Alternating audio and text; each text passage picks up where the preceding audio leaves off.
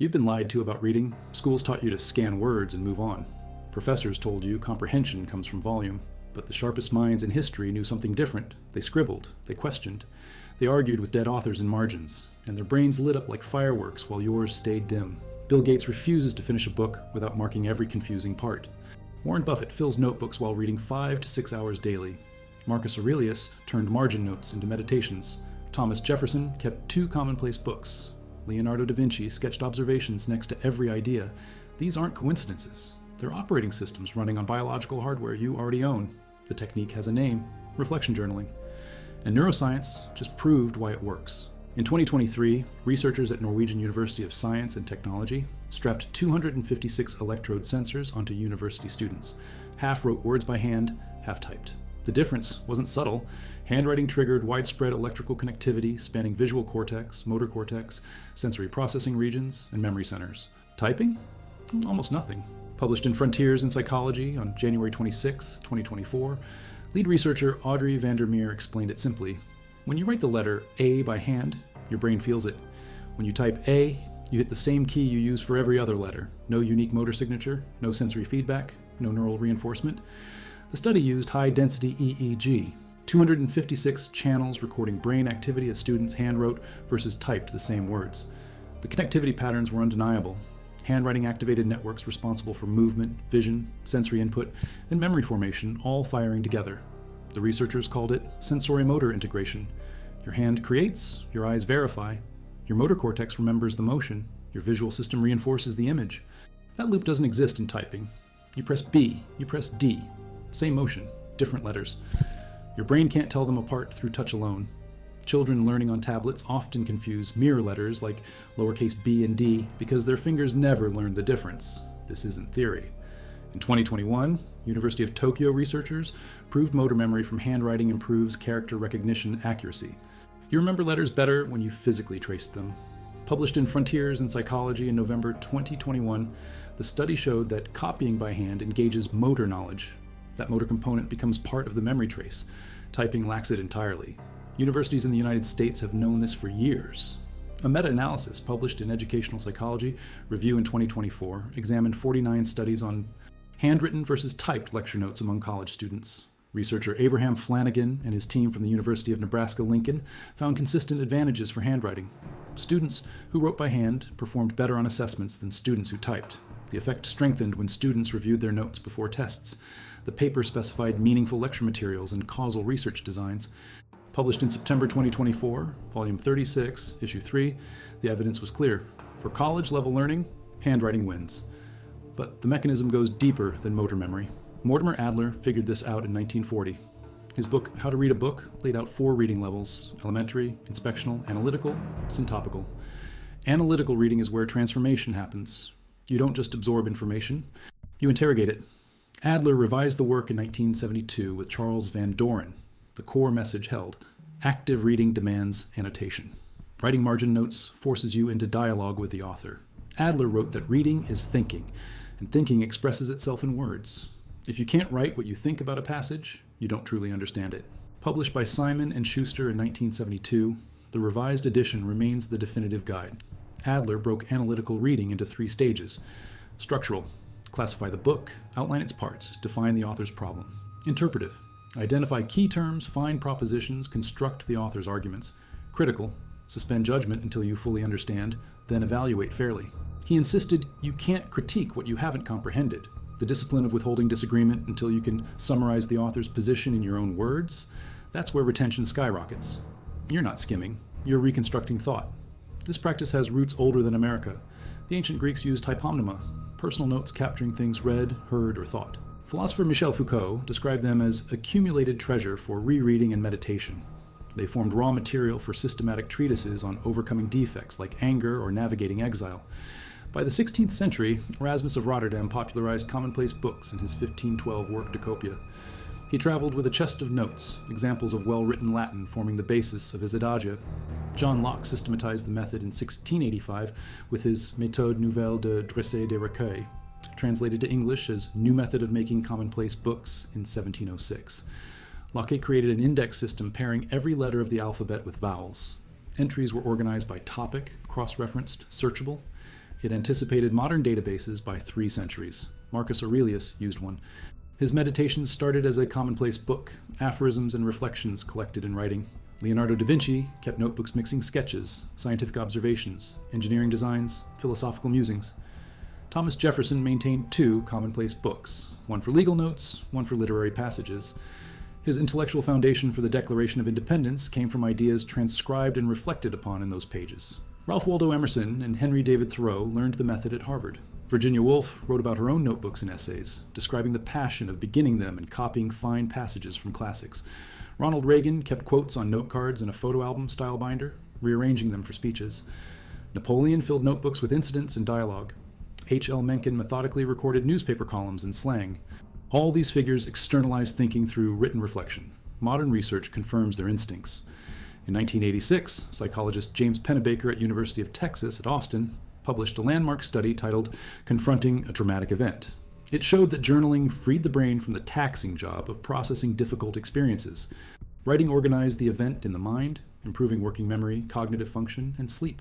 Published in Journal of Consulting and Clinical Psychology in 1988, his follow-up study with Janice Keikolt-Glaser and Ronald Glaser demonstrated that writing about trauma improved immune function.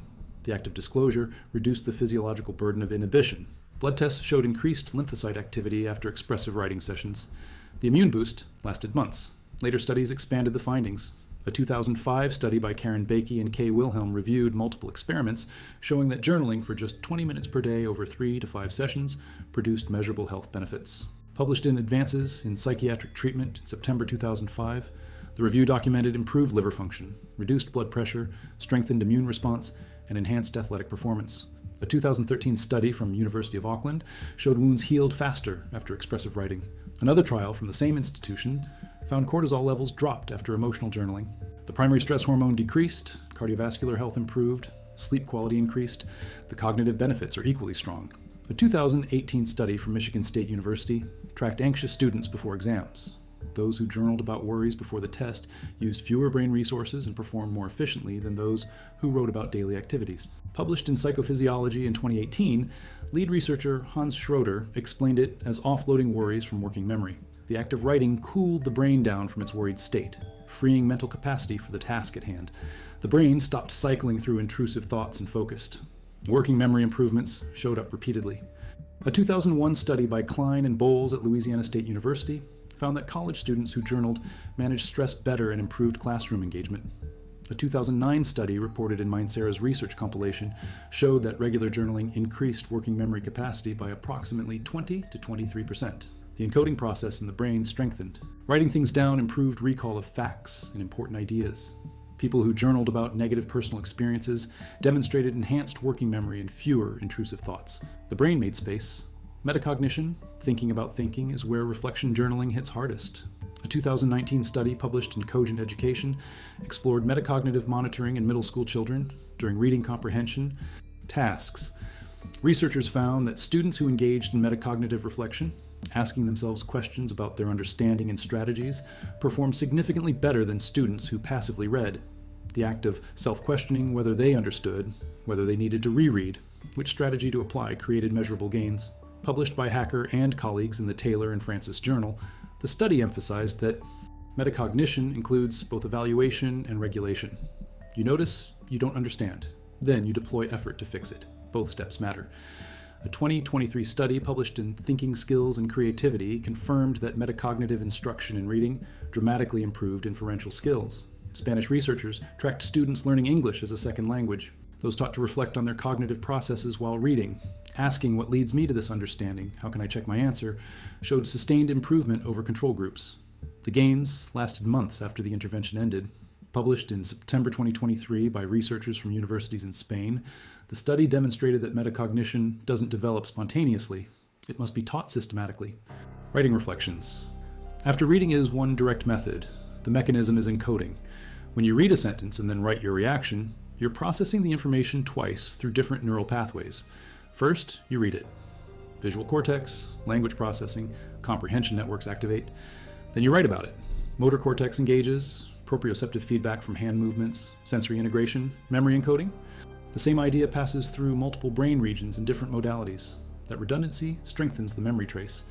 A 2005 study from University of Notre Dame showed that journaling increases self-compassion, which researcher Kristen Neff later proved is a stronger predictor of psychological well-being than self-esteem.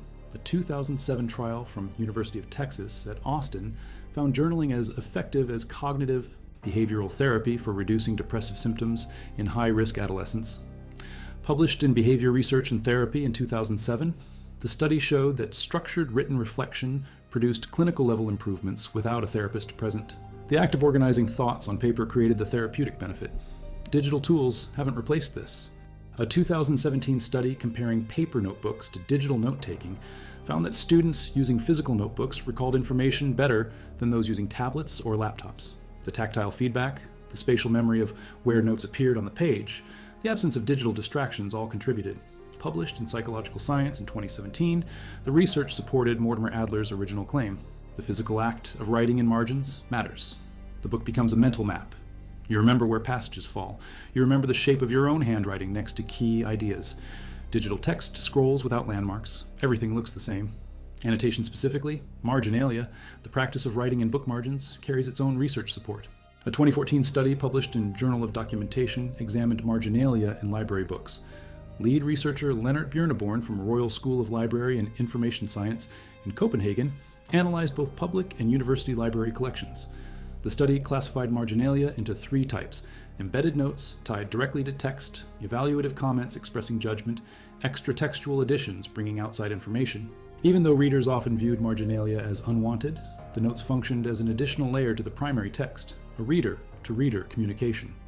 Published in September 2014, the research showed marginalia primarily resulted from active reading and studying processes. They were byproducts of engagement. Educational research confirms marginalia's learning value. A 2015 study published in Journal of Nursing Education found that reflective journaling developed critical thinking skills in nursing students. A 2013 dissertation from University of South Dakota demonstrated that writing during reading workshops improved emotional intelligence. Students learned to understand and process emotions, making it easier to manage them and empathize with others. A 2025 study from Landmark Outreach emphasized that explicit metacognitive instruction allows students to make deep connections between current reading and prior knowledge. Published in January 2025, the research stated that when students know what they know and what they don't know, they monitor their learning strategies actively and assess readiness for tasks. Encouraging critical reflection creates flexible learners. Collaborative annotation adds another dimension. A 2024 study published in Steffi's Substack newsletter explored social annotation platforms like Perusal. Researchers found that when learners annotate texts together, they engage more critically. Explaining thoughts to peers, questioning interpretations, building on ideas all enhanced comprehension and memory retention. The study cited Joanna Wolf's research from Carnegie Mellon identifying 4 functions of annotations: facilitating reading, supporting writing tasks, encouraging reflection, and building community. Published in April 2024, the research showed that marginalia transforms solitary practice into dynamic social learning. The neuroscience keeps stacking. A 2024 review published in Brain Sciences in March 2025 synthesized 30 neuroimaging studies comparing handwriting and typing. Researchers searched PubMed on December 5, 2024, finding 41 records, plus 22 from hand searches. 30 studies qualified. The results were clear. Handwriting activates motor cortex and visuospatial integration areas. Typing engages linguistic processing and working memory circuits, but not the broader sensoromotor network. Published by researchers examining functional MRI and EEG data, the paper stated that handwriting involves continuous manual tracing of letter forms with proprioceptive feedback from physical resistance of pen on paper. Typing relies on procedural memory and repetitive finger tapping, selecting preformed characters. The motor execution differs fundamentally. So does brain activation. A 2014 study from University of California, Los Angeles using functional MRI showed that when people label emotions in writing, the amygdala's response to emotional images decreases. The act of associating words with experiences reduces emotional intensity. Published in psychological research journals and cited by Matthew Lieberman, the study demonstrated that expressive writing activates the prefrontal cortex, the brain's executive control center, while dampening the amygdala, the threat detection system. This neurological shift is why journaling reduces anxiety. You're literally calming your brain's alarm system by writing. Now apply this to reading. You sit with a book and a notebook. You read a chapter. You stop. You write 3 questions the chapter raised. You write 1 idea that challenged your assumptions. You write how this connects to something you already know. You just forced your brain through analytical reading. You identified confusion. You noticed cognitive dissonance. You built associative links. The chapter isn't floating in short-term memory anymore. It's wired into your existing knowledge network through multiple neural pathways. Bill Gates demonstrated this publicly. In interviews with Time magazine, he explained he refuses to stop reading a book midway, even if he dislikes it. The more he dislikes a book, the more margin notes he writes. He won't skim confusion. He annotates until he comprehends. His wife Melinda reported he reads 150 pages per hour with off-the-charts comprehension. He achieves that speed precisely because he engages actively. He's not passively scanning. He's processing, questioning, noting. When he sits down to read, he blocks at least 1 hour. No distractions. Paper books, not ebooks. He takes notes in margins or on a yellow legal pad. In a 2008 video from Microsoft's CEO Summit, Gates said he takes boxes of books to a beach for week-long reading vacations, reading them day and night while scribbling notes. Warren Buffett operates similarly. He spends 5 to 6 hours daily reading. That's 80% of his workday. Not meetings, not emails, reading and thinking. In interviews, he stated he reads 5 daily newspapers, multiple magazines, 10K filings, annual reports, and other materials. He doesn't speed read. He reads deeply. His legendary recall stems from true understanding, not memory tricks. When asked about his secret to success during a Columbia Business School talk, he picked up a stack of papers and said, "Read 500 pages like this every day." That's how knowledge compounds like interest.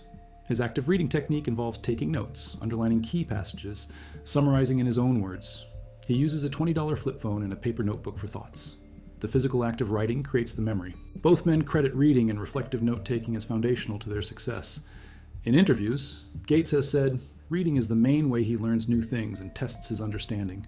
Buffett has stated that everybody can read what he reads. It's a level playing field. The difference is engagement. Passive readers skim. Active readers reflect. Barack Obama maintained reading habits throughout his presidency. He read briefings, books, essays. He annotated and wrote reflections. Elon Musk, when asked how he learned to build rockets, answered simply, "I read books. The pattern repeats across disciplines." Naval Ravikant, investor and philosopher, maintains detailed reading notes. Ryan Holiday uses a note card system inspired by Robert Greene, writing information on 4x6 cards with themes on top right corners. He shuffles and rearranges them for writing projects. Anne Patchett, novelist, annotated her own published works and discovered patterns she'd never noticed while writing them. She created a special annotated edition of Tom Lake for deep readers. The practice scales. Students benefit, professionals benefit, retirees benefit. A 2022 systematic review from University of Calgary examined journaling's health impacts. The study found that regular journaling reduced sick days from work. Published in BMJ journals in 2022, the research showed both emotional and physical health improvements from expressive writing. Another Calgary study that year found journaling had stronger positive effects on anxiety in women than men. Daily writing for at least 1 month maximized mental well-being. The researchers specified that benefits weren't limited to those with depression or anxiety. Healthy individuals improved too. Reflection creates meta-comprehension accuracy. A 2024 study published in Large-Scale Assessments in Education used PISA 2018 data from thousands of 15-year-old students across multiple countries. The researchers examined metacognitive reading strategies and their relationship to reading achievement. Students who actively monitored their comprehension while reading, who asked themselves whether they understood, who adjusted strategies when confused, consistently outperformed students who passively read. The relationship held across the United States, OECD countries, and partner nations. Published in February 2025 by researchers analyzing survey-weighted data, the findings were clear. Metacognitive awareness predicts reading success globally. A 2023 study published in Frontiers in Psychology investigated reciprocal teaching methods with Finnish students. The intervention taught 4 strategies explicitly: predicting what comes next, clarifying confusion, questioning the text, summarizing in own words. Teachers modeled the strategies through think-alouds. Students practiced in groups. The study tracked reading comprehension, reading fluency, and metacognitive knowledge over 13 weeks. Results showed reciprocal teaching significantly improved reading comprehension, especially for students with learning difficulties. The increase in metacognitive knowledge only contributed to comprehension gains in the intervention group, not the control group. The systematic practice of reflection strategies was the key factor. Published in August 2023, the research emphasized that metacognitive knowledge alone isn't enough. You must practice using it. This is why intelligent people journal while reading. They're not smarter because they journal. They're smarter because journaling makes anyone smarter. The technique is accessible, universal, proven across centuries and continents. You need a book, a pen, and the discipline to stop and think. Here's the structure. Before reading, write what you already know about the topic. Write questions you hope the reading answers. This activates prior knowledge, priming your brain for connections. During reading, mark passages that confuse you. Write questions in margins, note disagreements, draw arrows connecting ideas, underline sentences that surprise you. After reading, close the book. Write a summary from memory. Write 3 key ideas. Write 1 question the author didn't answer. Write how this changes something you believed. The reflection doesn't need length. Quality beats quantity. 3 sentences of genuine thought outperform 3 pages of mindless copying. You're not transcribing. You're processing. The goal is to externalize your cognitive work, making your thinking visible so you can examine it.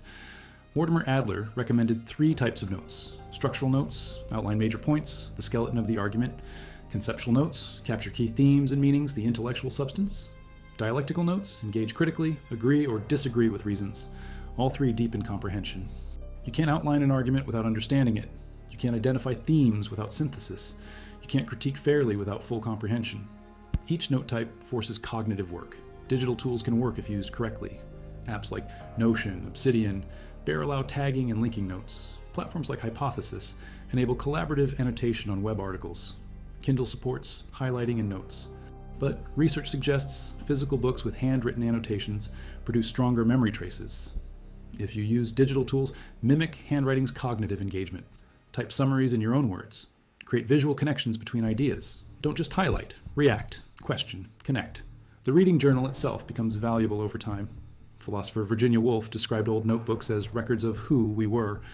Looking back, you see your intellectual journey, ideas you wrestled with, questions that obsessed you, books that changed your thinking. The journal is a second-order benefit.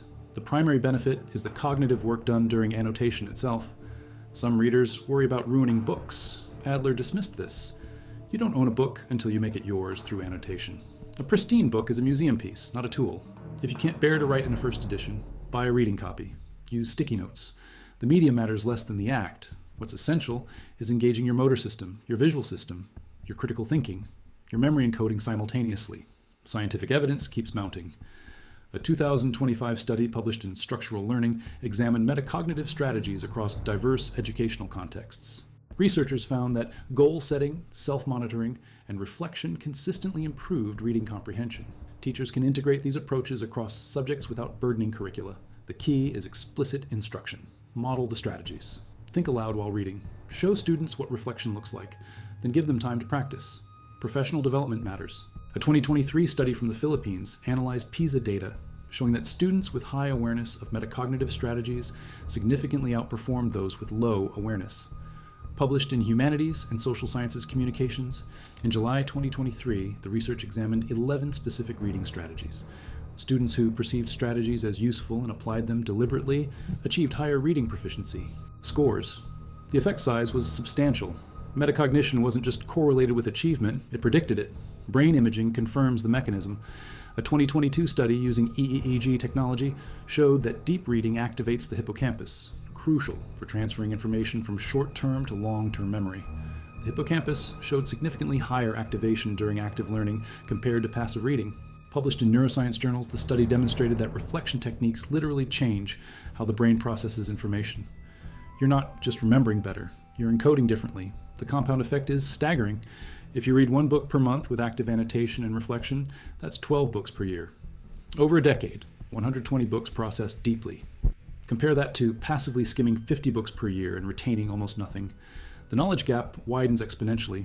Reading without reflection is entertainment. Reading with reflection is education. Historical figures understood this intuitively. Thomas Jefferson copied passages from books by hand, then reflected on them in writing. The Declaration of Independence's intellectual foundation came from his commonplace book, Reflections on Locke, Montesquieu, and other Enlightenment thinkers. Isaac Newton filled notebooks with observations and mathematical explorations. Charles Darwin's Voyage notebooks contained detailed observations that later formed the basis on the origin of species. Marie Curie kept laboratory notebooks with meticulous records and reflections. Every breakthrough began with written reflection on prior reading and observation. Modern neuroscience validates their methods. A 2015 study published in Rating Rockets examined instruction of metacognitive strategies in third-grade students. Researchers found that even one strategy, such as summarizing, improved comprehension significantly. Students who used multiple strategies showed dramatic gains. The study emphasized that comprehension doesn't improve by merely reading more text. The quality of engagement determines the outcome. Published by Presley and colleagues, the research showed that teachers often profess to teach comprehension strategies, but rarely model them explicitly. Direct instruction makes the difference. The applications extend beyond books. Reading articles, research papers, reports all benefit from reflection journaling. A 2020 study examined digital annotation in composition classrooms. Students used tools like Hypothesis to annotate texts collaboratively. The study found that digital annotation encouraged deeper engagement with specific passages and mimicked medieval marginalia practices. Published in Computers and Composition in May 2020, the research showed students initially felt anxious about changing their reading process, but those who persisted reported improved creativity and organization of ideas. The digital format allowed social interaction through annotation, creating conversation around texts. For technical reading, reflection is critical. A 2012 study published in International Journal of Human-Computer Interaction explored digital reading environments. Researchers developed the digital reading desk system, allowing readers to add post-it style notes to PDFs. Users were 3 times more likely to use virtual post-its compared to traditional PDF annotations. Published by Pearson and colleagues in May 2012, the study demonstrated that lightweight annotation tools, mimicking physical papers' affordances, significantly increased engagement. The easier you make annotation, the more people do it. Attention management is another benefit. A 2025 study from Bright Minds Learning Center reviewed active reading strategies from Princeton University research. The study explained that annotation and note-taking externalize information processing, reducing cognitive burden. This frees mental resources for deeper comprehension.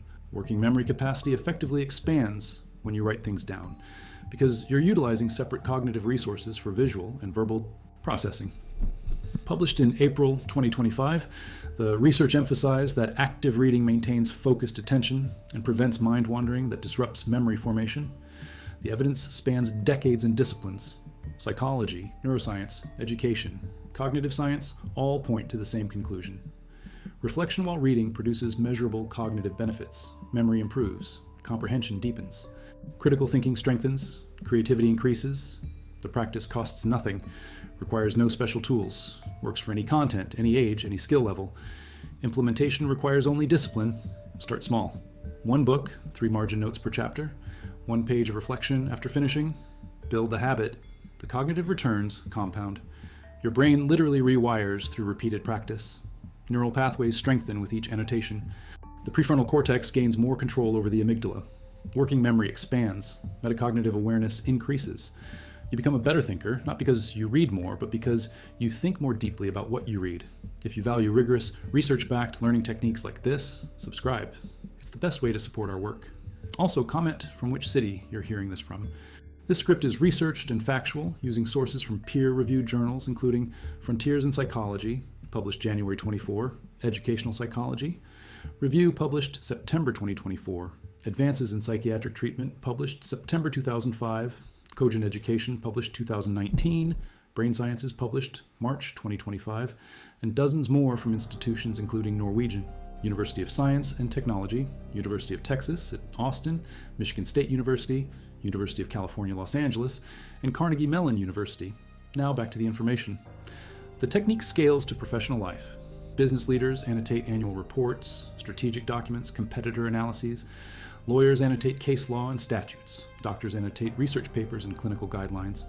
Scientists annotate literature reviews. Engineers annotate technical specifications. The pattern holds. Peak performers in every field engage actively with written material. They don't just consume information, they dialogue with it. Warren Buffett's method is instructive. He avoids opinion pieces, stating we don't read other people's opinions. We want facts, then think. He reads primary sources, filings, reports, data.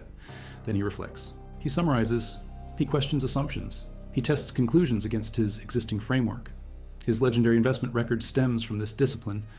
Knowledge compounds when you reflect on it, reorganize it, integrate it with prior knowledge. Without reflection, information decays rapidly. Research on memory decay is sobering. Ebbinghaus's forgetting curve, established in 1885, shows we forget roughly 50% of new information within 1 hour without reinforcement. Within 24 hours, we've forgotten about 70%. Within a week, 90%. Passive reading follows this curve. You finish a book. Next week, you remember almost nothing. Active reading with reflection disrupts the curve. Writing about the content within 24 hours transfers it from short-term to long-term memory. Reviewing your notes after a week, after a month, strengthens the memory trace further. The information becomes permanent. Spaced repetition leverages this. Write notes immediately after reading. Review them 3 days later, again a week later, again a month later. Each review takes minutes but prevents decay. Your reflection journal becomes a spaced repetition system. Flip back through old notes. You'll be surprised what you've forgotten. The act of rereading your own synthesis reactivates the memory. Ideas you thought you knew reveal gaps. Questions you wrote months ago suddenly have answers from recent reading. Connections form across books, across years. This is Syntopical Reading, Mortimer Adler's fourth level. You compare multiple works on similar topics. Your notes become the bridge. You write in Book A's margins. See Book B, page 82 for counterargument. You reference authors against each other. You construct your own position informed by all of them. Your commonplace book or reading journal becomes your personal database, searchable by topic through your own index system or digital tags. John Locke's indexing method still works. Create categories: ethics, politics, science, history, personal development. Tag each note with a category. When you need to recall everything you've read about decision-making, flip to that section. Your past reading serves your present thinking. Without the notes, that knowledge is lost. With them, it's retrievable. Digital tools excel at retrieval. Apps like Obsidian use bidirectional linking. Write a note about cognitive load in one book, link it to notes about working memory in 3 other books. Suddenly, you have a synthesized understanding spanning multiple sources. You didn't just read 4 books. You connected 4 perspectives into one integrated framework. That's knowledge creation, not consumption. The return on investment is absurd. 15 minutes of reflection after 1 hour of reading. That's a 20% time increase for exponentially better retention. Most people spend hours reading and remember nothing. You spend slightly more time but remember everything. Which is the better use of hours? Consider opportunity cost. Reading without reflection is like going to the gym without actually lifting weights. You showed up. You were present. But you didn't do the work that creates change. Reading creates the illusion of learning. Reflection creates actual learning. Your brain doesn't change from exposure to ideas. It changes from processing ideas, from active manipulation of concepts, from forced articulation of understanding. Testing yourself proves this. Try it. Read an article. Don't write anything. Wait 1 week. Write what you remember. Then read another article. This time, write 3 key points immediately after reading. Wait 1 week. Write what you remember. Compare the results. The difference will be dramatic. The second article, despite the same reading time, will have much higher recall. The 15 minutes of immediate reflection created a memory trace 10 times stronger than passive reading alone. Research supports this. A 2013 study from University of South Dakota found that journaling about reading improved learners' ability to understand and process emotions, increasing emotional intelligence. A 2024 study from Pamukkale University in Turkey showed that deep reading with annotations helped students maintain learner autonomy in writing workshops. Published in Journal of Language Learning and Teaching in 2024, the research emphasized that annotations allow students to articulate interpretations and develop their own understanding independent of the instructor. The autonomy point matters. When you annotate, you're claiming intellectual territory. You're saying, this is what I think, this is my question, this is my disagreement. That ownership creates investment. The book becomes yours. The ideas become yours to accept, reject, or modify. Passive readers let authors tell them what to think. Active readers think alongside authors, sometimes agreeing, sometimes pushing back, always engaging.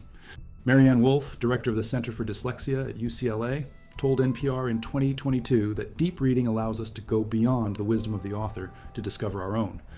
Marginalia helps the annotator understand material deeply enough to develop personal interpretation. Published in Scientific American in September 2025, the article on the neuroscience of marginalia explained that annotation is based on real neuroscience.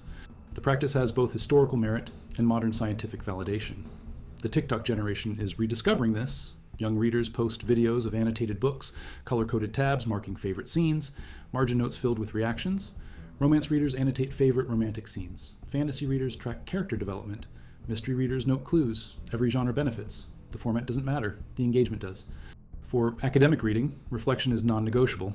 A systematic review of student performance showed annotation significantly increased exam scores.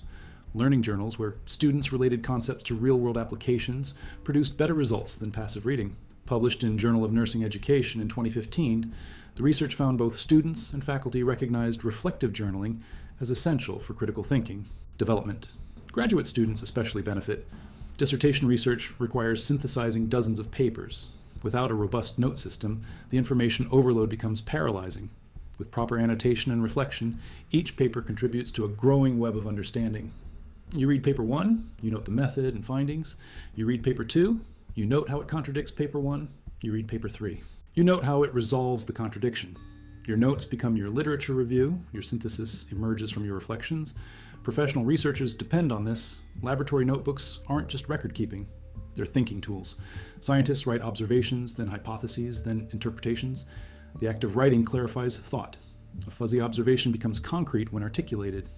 A vague hypothesis sharpens when written, and the same principle applies to reading research papers.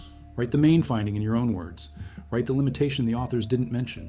Write how this connects to your research question. That's active engagement. The technique transfers to every knowledge domain. Medical students annotate anatomy texts. Law students annotate case summaries. MBA students annotate business case studies. History students annotate primary sources. Philosophy students annotate arguments. The practice is universal because the brain is universal. Everyone's hippocampus functions the same. Everyone's prefrontal cortex benefits from metacognitive reflection.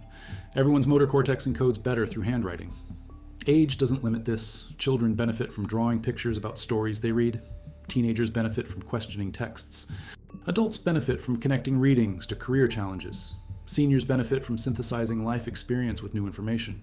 The cognitive machinery works at every stage. Use it. Start tonight. Pick the book on your nightstand. Read one chapter. Close it. Write 3 sentences. What the chapter said, what it made you think, what you question. That's it. 3 sentences.